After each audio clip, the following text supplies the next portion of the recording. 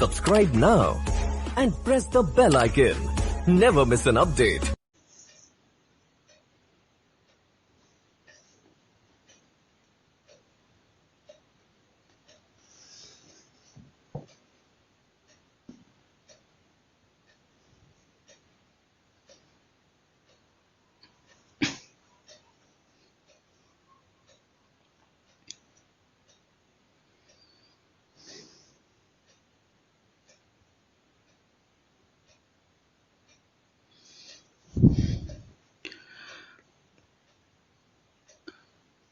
आज हम लोग कक्षा 10 का विषय गणित अभ्यास 7 निर्देशांक ज्यामिति, इसके पिछले वीडियो में आपको दो बिंदुओं के बीच की दूरी ज्ञात करने के लिए फार्मूला बताया गया था कि d बराबर √x2 - x1 का whole square plus y2 - y1 का होल स्क्वायर। इसके बारे में कल आपको इस वीडियो में बताया गया था और इसको आपको डेरिवेशन के माध्यम से इस फार्मूले को बताया गया था कि ये फार्मूला हम कैसे प्राप्त करेंगे। अब इसी पर आधारित हम कुछ प्रश्नों को सॉल्व करते हैं, समझते हैं। हमारे पास प्रश्न है, निम्नलिखित युग्मों के बीच की दूरियां ज्ञात कीजिए। यहाँ पे 3 प्रश्न दिए गए हैं। इन 3 प्रश्नों को हम लोग सॉल्व करेंगे और इनके बीच की दूरी ज्ञात करेंगे। तो चलिए पहले प्रश्न को हम लोग सॉल्व करते हैं। पहला प्रश्न है,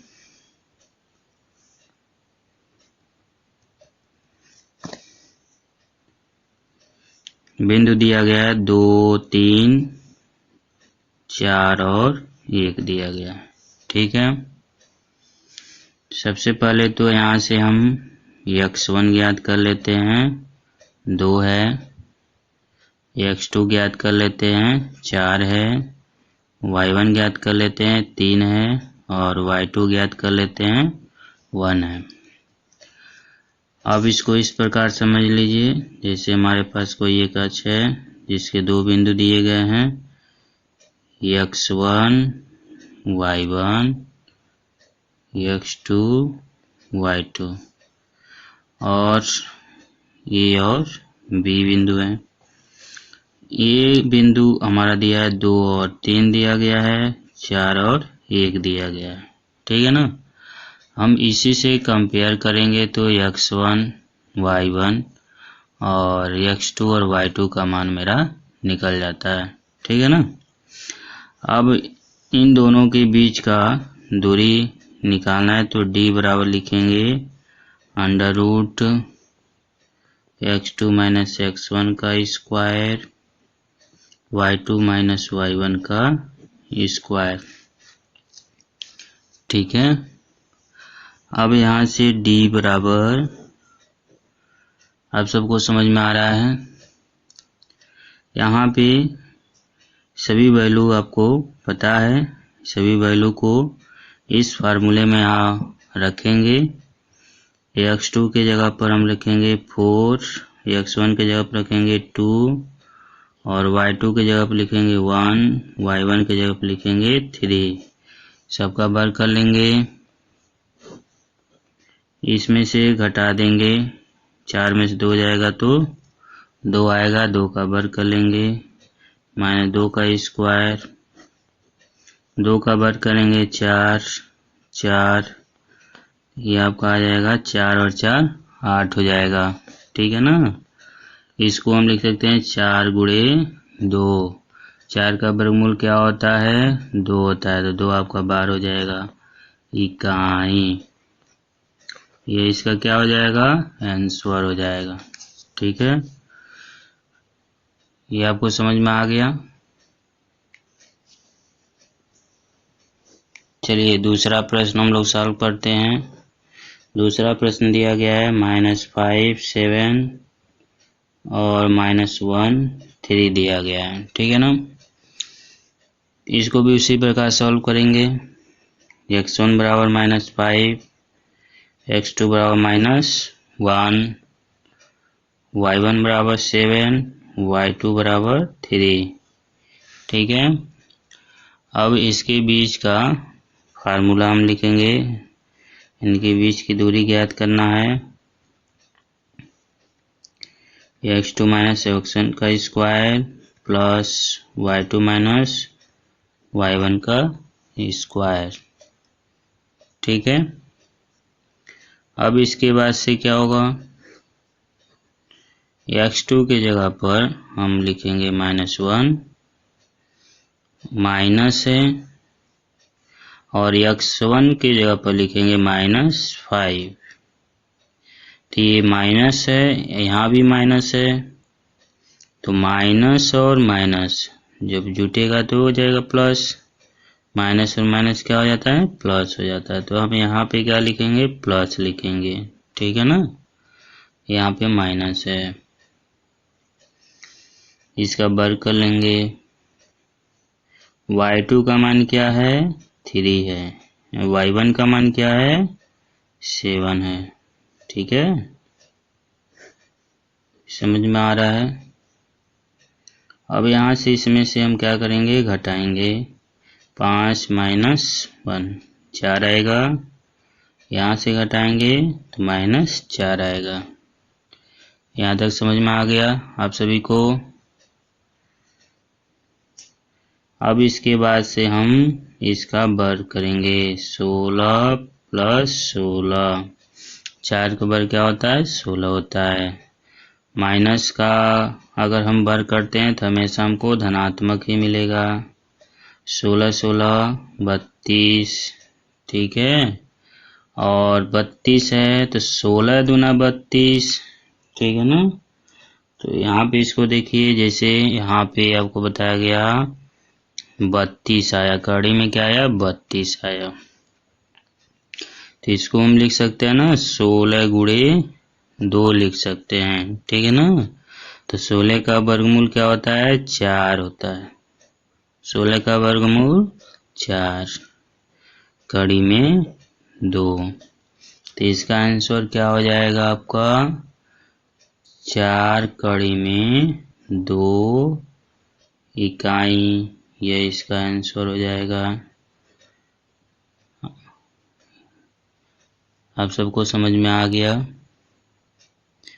चलिए अब अगले प्रश्न को सॉल्व करते हैं। प्रश्न नंबर 3। प्रश्न नंबर 3 क्या दिया गया है, ए और बी और -a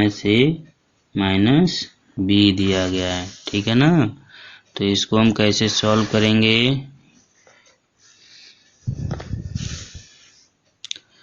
प्रश्न नंबर 3 है मेरा, ए बी और -a -b है। ठीक है ना, तो यहाँ से x1 का मान क्या है, ये x2 का मान क्या है, -a, y1 का मान क्या है, b है, और y2 का मान क्या है, -b है। अब इसके बीच का दूरी हमको निकालना है, तो यहाँ पे लिखेंगे x2 माइनस x1 का स्क्वायर, y2 माइनस y1 का स्क्वायर। ठीक है, अब हम क्या करेंगे, x2 का मान क्या है, -a है, x1 का मान क्या है, ये है, x1 के जगह पर ये लिखेंगे, इसका वर्ग कर लेंगे। y2 का मान क्या है, -b है, y1 का मान क्या है, b है, इसका वर्ग कर लेंगे।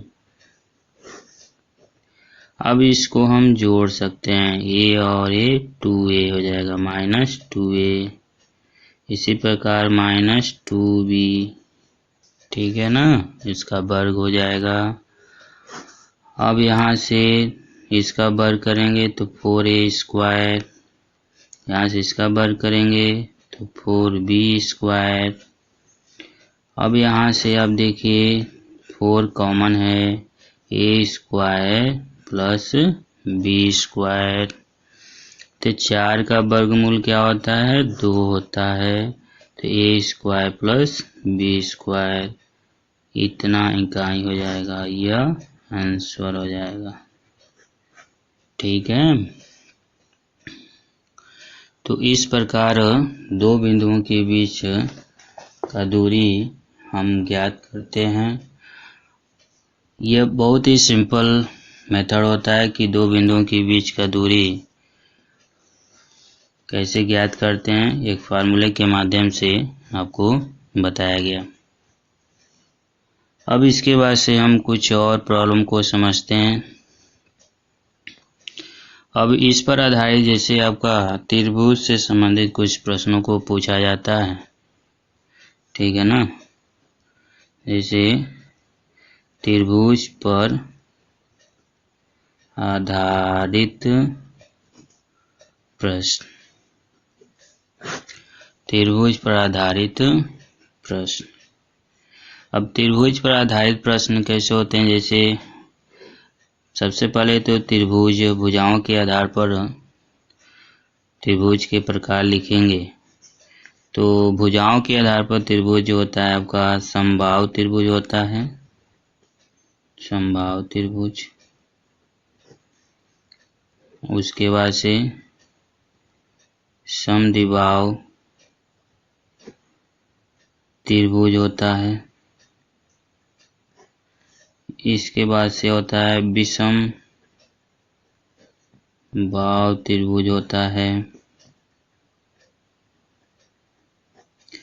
और एक त्रिभुज अक्सर पूछा जाता है, इसमें समकोण त्रिभुज, समकोण त्रिभुज। ठीक है, निर्देशांक ज्यामिति में यह हमको 4 त्रिभुज से संबंधित प्रश्नों को पढ़ेंगे और समझेंगे भी, ठीक है ना। उसके बाद से चतुर्भुज, चतुर्भुज पर आधारित प्रश्न बनते हैं, आधारित प्रश्न, ठीक है ना। अब चतुर्भुज पर आधारित प्रश्न किस प्रकार के बनते हैं? अब ये होता है कि जैसे हमारे पास आयत हो सकता है, आयत से संबंधित प्रश्न हो सकते हैं, वर्ग से संबंधित प्रश्न हो सकते हैं, समांतर चतुर्भुज, समांतर चतुर्भुज से संबंधित प्रश्न हो सकते हैं, और समचतुर्भुज, समचतुर्भुज से प्रश्न हो सकते हैं। तो इस पर आधारित प्रश्न पूछे जाते हैं एग्जामिनेशन में। चलिए पहले हम त्रिभुज पर आधारित प्रश्नों को समझते हैं, ठीक है, और उसके बाद से इससे संबंधित कुछ प्रश्नों को सॉल्व करते हैं।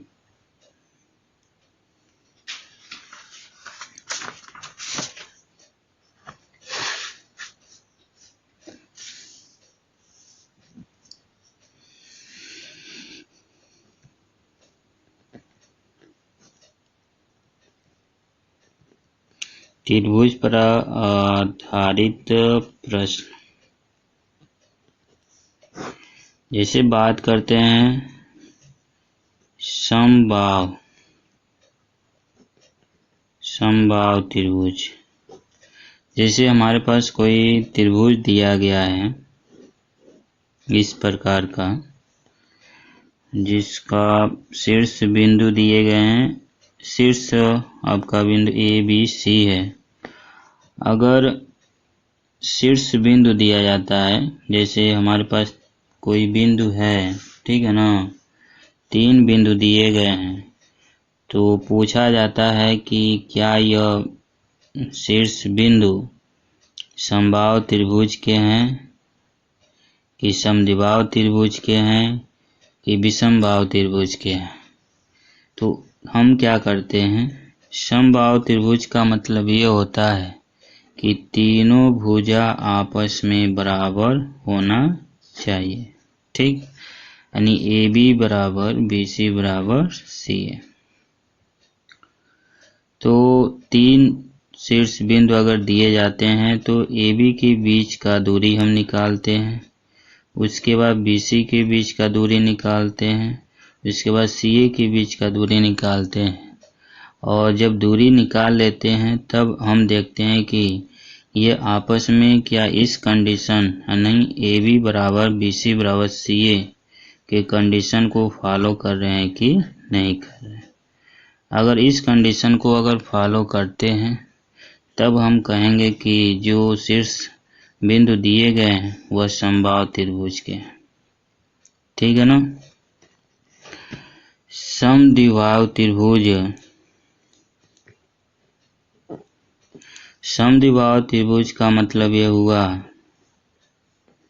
कि दो भुजा आपस में बराबर होगा, तीसरा नहीं होगा। ठीक है ना, यानी इस कंडीशन में होना चाहिए। यानी इसमें भी आपके 3 शीर्ष बिंदु दिए जाते हैं, त्रिभुज है तो 3 शीर्ष है तो 3 शीर्ष बिंदु होगा ही। तो इनके बीच का हम दूरी निकालेंगे, ए बी के बीच का दूरी निकालेंगे, बी सी के बीच का दूरी निकालेंगे, सी ए के बीच की दूरी निकालेंगे। और दूरी निकालने के बाद से देखेंगे क्या इस कंडीशन को फॉलो कर रहा है कि नहीं कर रहा है। ठीक है ना, यानी कोई दो भुजा आपस में बराबर अगर मिल जाता है, ठीक है ना, तब हम कहेंगे वह समद्विबाहु त्रिभुज के शीर्ष बिंदु है। तीसरा विषमबाहु त्रिभुज। तो विषमबाहु त्रिभुज का कंडीशन क्या होता है, जैसे पी क्यू आर, यानी पी क्यू बराबर नहीं है क्यू आर के और क्यू आर बराबर नहीं है आर पी के, ये तीनों आपस में बराबर नहीं होते हैं। तब इस कंडीशन में कह सकते हैं कि जो बिंदु दिया गया है वह विषमबाहु त्रिभुज के शीर्ष बिंदु है। लेकिन एक कंडीशन होता है समकोण त्रिभुज का, समकोण त्रिभुज का। समकोण त्रिभुज के लिए हम क्या कंडीशन लाते हैं, पाइथागोरियन ट्रिक का कंडीशन लाते हैं। इस पाइथागोरियन ट्रिक में आपको बताया जाता है कि सबसे बड़ी जो भुजा होता है उसका वर्ग शेष दो भुजाओं के वर्गों का योग आपस में बराबर होना चाहिए। यानी इस कंडीशन, यानी पाइथागोरियन ट्रिक का मतलब होता है पाइथागोरस जो हम प्रमेय का प्रयोग करते हैं। जैसे हमारे पास कोई त्रिभुज की 3 भुजाएं दी गई हैं, तो जैसे मान लीजिए 3, 6 और 5 दिया गया है। यह किसी त्रिभुज की 3 भुजाएं दी गई हैं, 3 भुजाओं का माप है ये। तो क्या ये पाइथागोरियन ट्रिक को फॉलो करेगा कि नहीं करेगा। ठीक, तो हम इसको कैसे बताते हैं, तो पाइथागोरियन ट्रिक का मतलब यही होता है कि इसमें जो सबसे बड़ी जो भुजा होगा उसका हम वर्ग करेंगे और शेष दो जो भुजा होता है उनका भी वर्ग करेंगे और उनका योग निकालेंगे। अगर दोनों बराबर आते हैं तो पाइथागोरियन ट्रिक को फॉलो करेगा, अगर दोनों बराबर नहीं आते हैं तो पाइथागोरियन ट्रिक को फॉलो नहीं करता है। तो इसी प्रकार अगर 3 बिंदु दिए गए हैं और इन 3 बिंदुओं शीर्ष बिंदु दिए गए हैं और सभी भुजाओं के बीच का हमने दूरी निकाल लिया है, और दूरी निकालने के बाद से अगर तीनों भुजाएं आपस में बराबर नहीं आती हैं, ठीक है ना, तो एक बार हम इस कंडीशन समकोण त्रिभुज के लिए अप्लाई करेंगे कि क्या हो सकता है कि वह समकोण त्रिभुज हो। तो इसके लिए क्या करेंगे कि जो सबसे बड़ी जो भुजा होगा उस भुजा का वर्ग करेंगे और शेष दो जो भुजा आपका बचता है जो उससे छोटा होगा उन दोनों भुजाओं का वर्ग करके योग करेंगे। ठीक, और जब ये आपस में बराबर आ जाते हैं तब आप कहेंगे कि वह जो शीर्ष बिंदु दिए गए हैं वह एक समकोण त्रिभुज के शीर्ष बिंदु हैं। ठीक है, तो इस प्रकार त्रिभुज पर आधारित प्रश्न आते हैं जो आपको कंडीशन बताया गया। चलिए हम कुछ प्रश्नों को सॉल्व करते हैं और आपको समझाते हैं। ठीक है, जैसे हमारे पास एक प्रश्न है, सिद्ध करो कि बिंदु 5 - 2 6 4 तथा 7 - 2 1 समद्विबाहु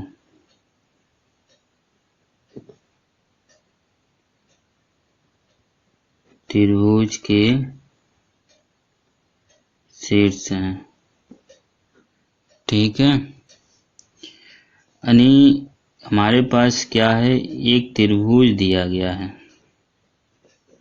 और इस त्रिभुज के 3 शीर्ष बिंदु दिए गए हैं, जैसे 5 - 2 6 4 7 - 2 ये दिया गया है, जैसे ए बी और सी।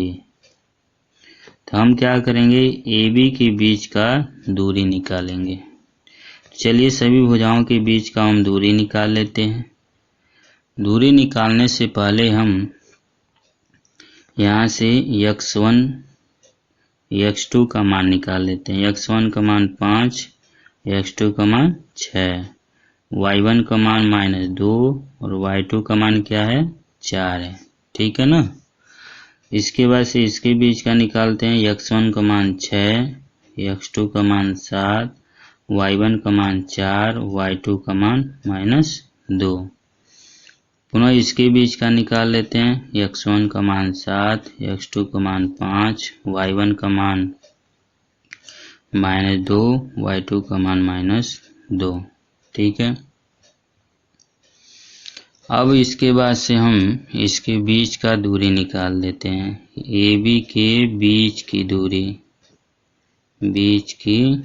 दूरी, तो दूरी का फार्मूला पता ही है, x2 - x1 का स्क्वायर और y2 - y1 का स्क्वायर। ठीक है, अब यहाँ पे आप क्या करेंगे, सभी मान को रखेंगे। यहाँ से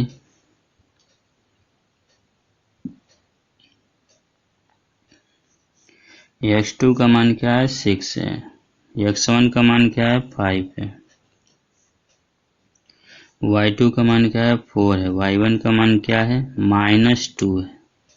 तो माइनस है, यहाँ भी माइनस है, तो क्या हो जाएगा, प्लस हो जाएगा।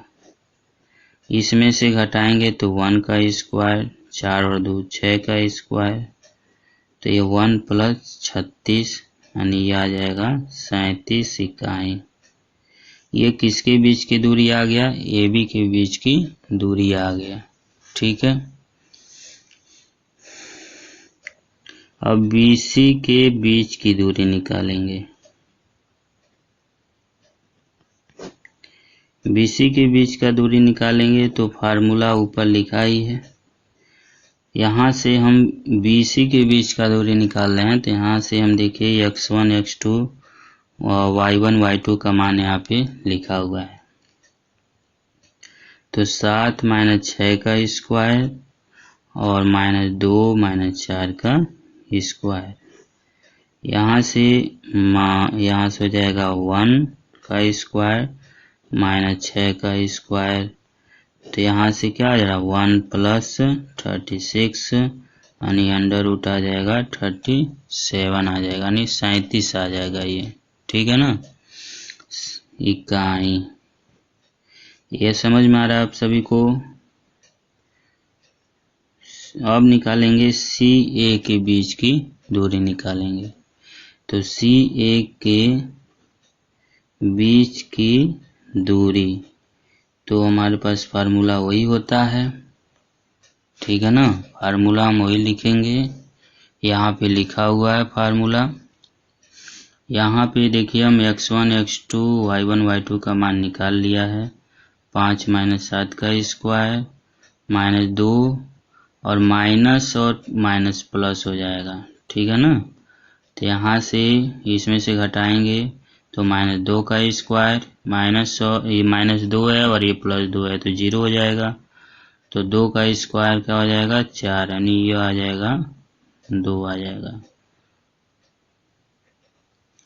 तो यहाँ से आप देख सकते हैं कि AB के बीच का जो दूरी निकाला गया है और BC के बीच का जो दूरी निकाला गया ये आपस में बराबर है, ठीक है ना। और जो CA का बीच का जो दूरी निकाला गया है वह आपका 2 इकाई है, यानी ये कंडीशन आता है AB बराबर BC is not equal to CA, यानी दो भुजा आपस में क्या हो रहा है बराबर है। तो अतः लिख सकते हैं दिया गया बिंदु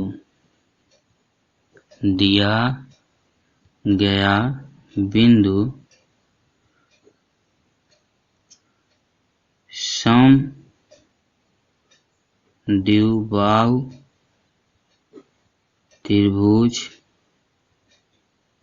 के शीर्ष है, यानी शीर्ष बिंदु है, ठीक है ना। शीर्ष यहाँ पे हम लिख लेंगे शीर्ष बिंदु है, ठीक है ना। तो इस तरीके से हम त्रिभुज पर आधारित प्रश्नों को हम सॉल्व कर सकते हैं और आपको बता सकते हैं। अब यहाँ पे जैसे समद्विबाहु त्रिभुज के लिए कंडीशन दिया गया था, इसी प्रकार आपका समबाहु त्रिभुज का कंडीशन आता है, विषमबाहु और समकोण त्रिभुज के लिए भी कंडीशन आता है, ठीक है। तो आई होप आप सबको ये समझ में आया है। अगर इसमें आपको दिक्कत होता है तो आप कमेंट बॉक्स में लिख के अपनी प्रॉब्लम को शेयर करें। पुनः हम कल इसी टाइम को पुनः इससे आगे त्रिभुज पर आधारित जो प्रश्न बता रहे हैं इससे आगे प्रश्नों को बताया जाएगा और समझाया जाएगा, ठीक है। धन्यवाद, गुड नाइट।